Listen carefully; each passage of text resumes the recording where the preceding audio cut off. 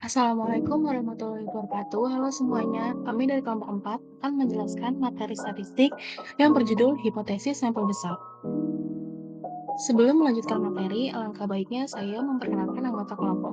Yang pertama ada Dea Rakamelia, yang kedua ada Maya Gerahadira, yang ketiga ada Ika Nuralfi, yang keempat ada Fatimah, yang kelima ada Trias Aulia, yang keenam ada Mutiara Rahma, dan yang terakhir ada Widya Nuraini. Dengan dosen pengampu kami yaitu Ibu Rona Tumiur Mauli, Caroline Simorangkir, SEMM. Pembahasan. Pengertian pengujian hipotesis sampel besar.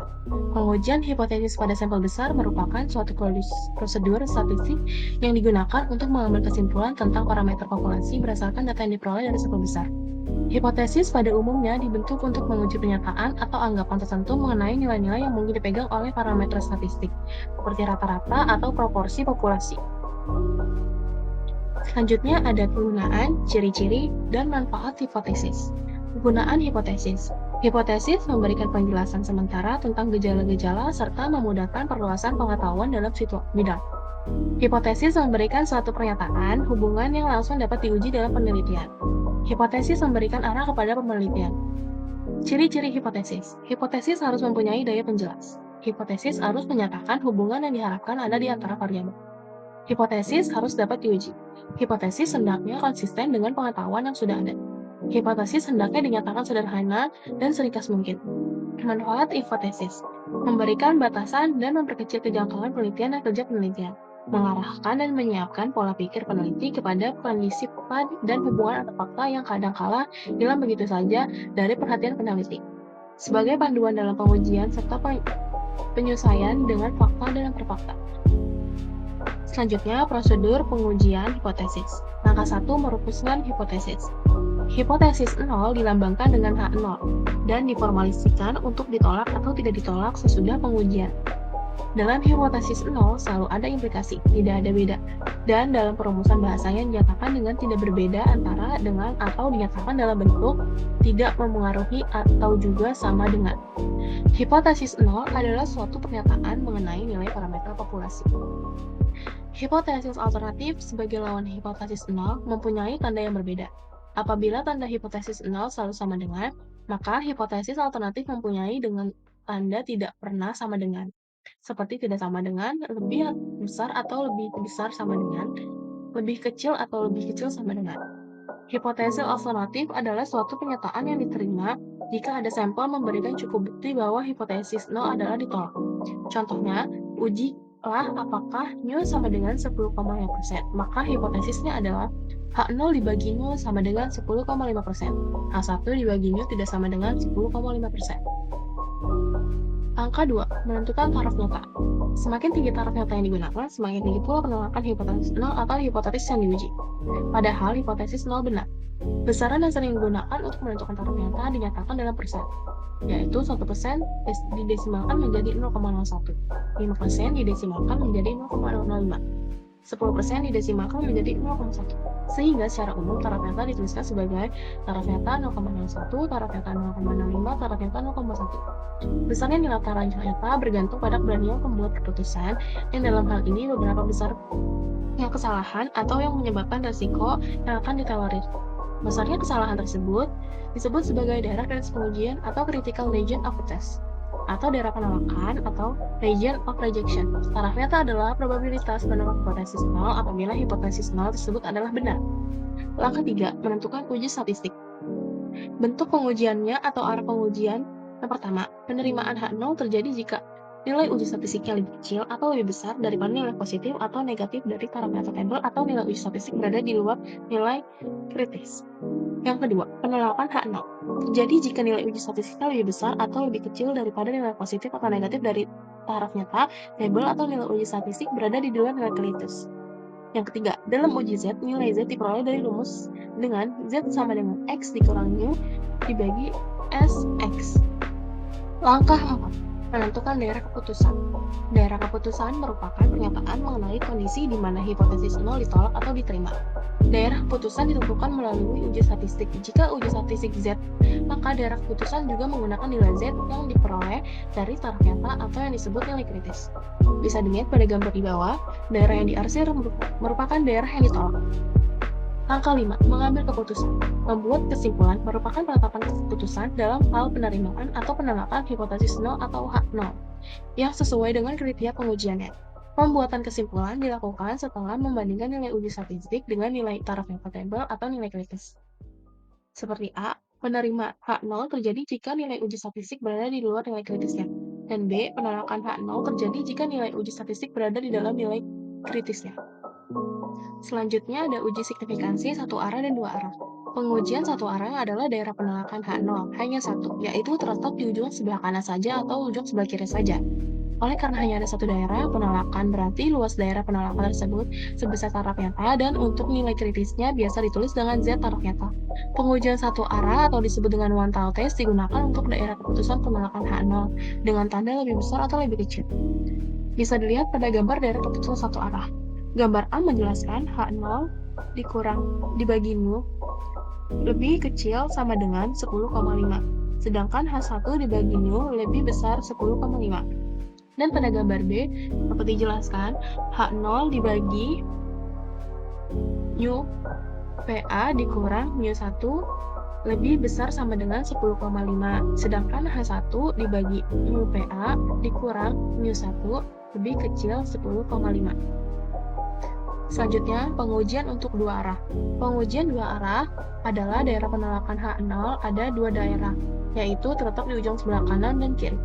Oleh karena mempunyai dua daerah, maka masing-masing daerah mempunyai luas setengah dari taraf nyata yang dilambangkan dengan taraf nyata. Dan nilai kritisnya biasa dilambangkan dengan Z 1/2 taraf nyata. Pengujian dua arah atau two-tailed test biasanya digunakan untuk tanda sama dengan pada hipotesis 0 dan tidak sama dengan pada hipotesis alternatif. Tanda sama dengan dan tidak sama dengan ini tidak menunjukkan satu arah, sehingga pengujiannya dilakukan untuk dua arah. Berikut contoh hipotesis uji dua arah. Pada gambar di bawah bisa dilihat, bagian kanan yang diarsir daerah penolakan H0, dan yang sebelah kiri pun sama daerah penolakan H0. Selanjutnya, ada jenis-jenis pengujian hipotesis dengan menggunakan sampel besar. Menguji hipotesis rata-rata dan proporsi sampel besar.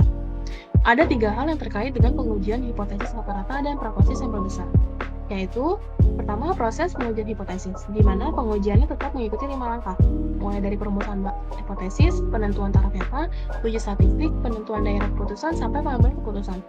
Yang kedua, yang diuji dalam hal ini adalah rata-rata populasi dan proporsi dari populasi.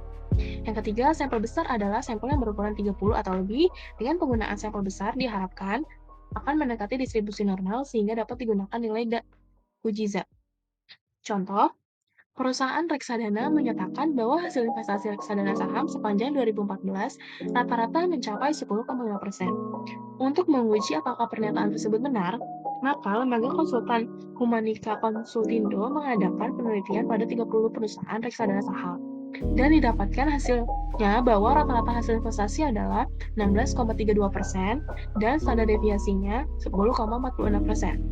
Ujilah apakah pertanyaan perusahaan reksadana tersebut benar atau taraf dengan taraf nyata 5%. Langkah 1. Merumuskan hipotesis. Hipotesis yang menyatakan bahwa rata-rata hasil investasinya sama dengan 10,5% merupakan hipotesis 0, dan hipotesis alternatifnya adalah rata-rata hasil investasi tidak sama dengan 10,5%.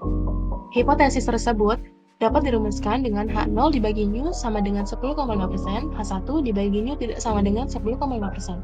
Langkah 2. Menentukan taraf nyata. Taraf nyata sudah ditentukan sebesar 5%. Apabila tidak ada ketentuannya, dapat digunakan taraf nyata lain. Taraf nyata 5% menunjukkan probabilitas menolak hipotesis yang benar 5%, sedangkan probabilitas menerima hipotesis yang benar 95%. Itu bisa dijumlahkan menjadi 100%. Nilai kritis Z dapat diperoleh dengan cara mengetahui probabilitas daerah keputusan H0, yaitu Z taraf nyata dibagi 2, atau sama dengan 0,5 dibagi 2, sama dengan 0,025, dengan nilai kritis Z dari tabel normal adalah 1,96. Langkah 3. Melakukan uji statistik dengan menggunakan rumus Z. Dari soal diketahui bahwa rata-rata populasi sebesar 10,5%, rata-rata sampel 16,32%, dan standar deviasinya 10,46%. Mengingat bahwa standar deviasi populasi tidak diketahui, maka diduga dengan standar deviasi sampel dan standar error sampel adalah S kecil dibagi N, sehingga nilai Z adalah Z sama dengan X dikurang Mu dibagi S1 sama dengan X dikurang Mu dibagi X per akar N. Jika dimasukkan angkanya menjadi 16,32 dikurang 10,5 dibagi 10,46 per akar 30. Hasilnya 5,82 per 1,9. Jika dibagi, hasilnya menjadi 3,06. Langkah 4, tentukan daerah keputusan dengan nilai kritis Z sama dengan 1,65. Bisa dilihat pada gambar berikut. Langkah 5, mengambil kesimpulan. Nilai uji Z terletak pada daerah tidak menolak. Hal ini menunjukkan bahwa diterima dan ditolak.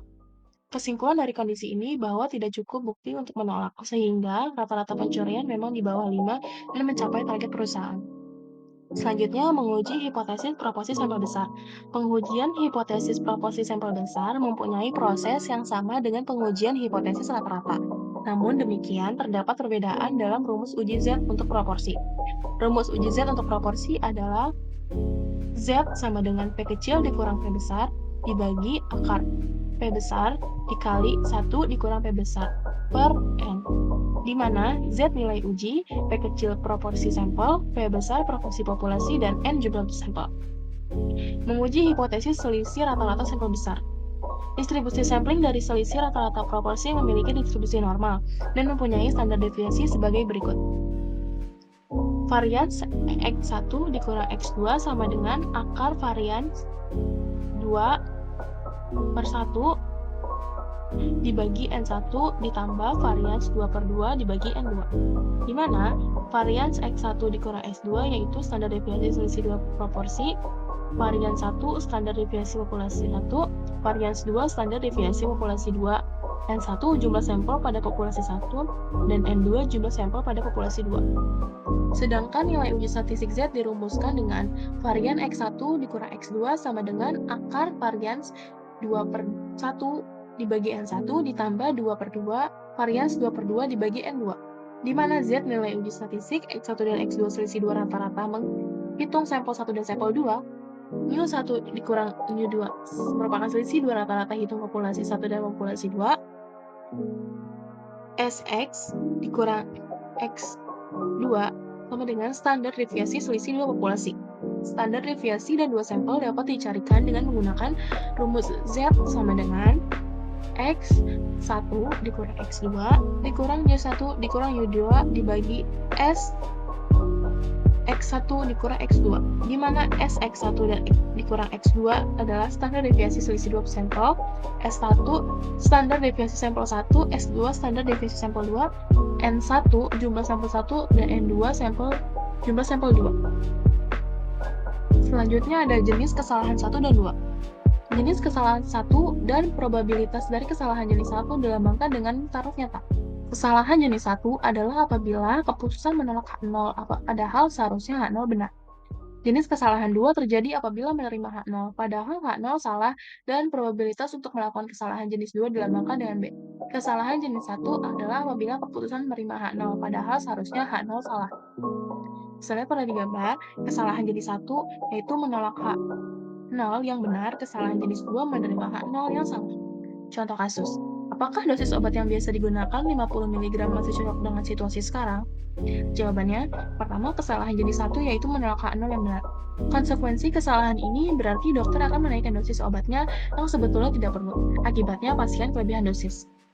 Yang kedua, kesalahan jenis 2, yaitu menerima H0 yang salah.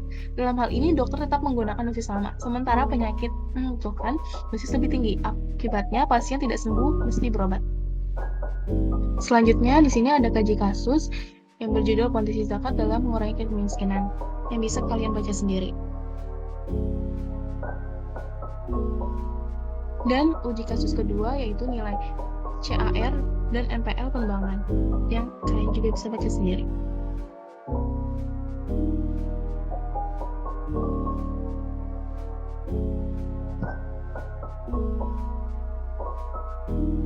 Kesimpulan dan saran. Hipotesis adalah pernyataan keadaan populasi yang akan diuji kebenarannya menggunakan data atau informasi yang dikumpulkan melalui sampel dan dapat dirumuskan berdasarkan teori, dugaan, pengalaman pribadi atau orang lain, pasang umum. Kesimpulan yang masih lemah kebenarannya dan perlu dibuktikan atau dugaan yang sifatnya masih sementara.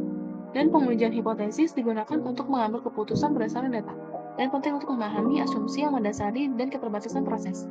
Adapun saran yang dapat disampaikan, yaitu kita sebagai calon pendidik harus selalu menggali potensi yang ada pada diri kita. Cara menggali potensi dapat dilakukan salah satunya dengan cara mempelajari makalah ini. Kritik dan saran sangat kami harapkan dari para pembaca, khususnya dari dosen mata kuliah yang telah membimbing kami dan para mahasiswa demi kesempurnaan makalah ini. Apabila ada kekurangan dalam penyusunan makalah ini, kami mohon maaf yang sebesar-besarnya. Berikut materi yang dapat disampaikan, kurang lebihnya mohon maaf. Wassalamualaikum warahmatullahi wabarakatuh.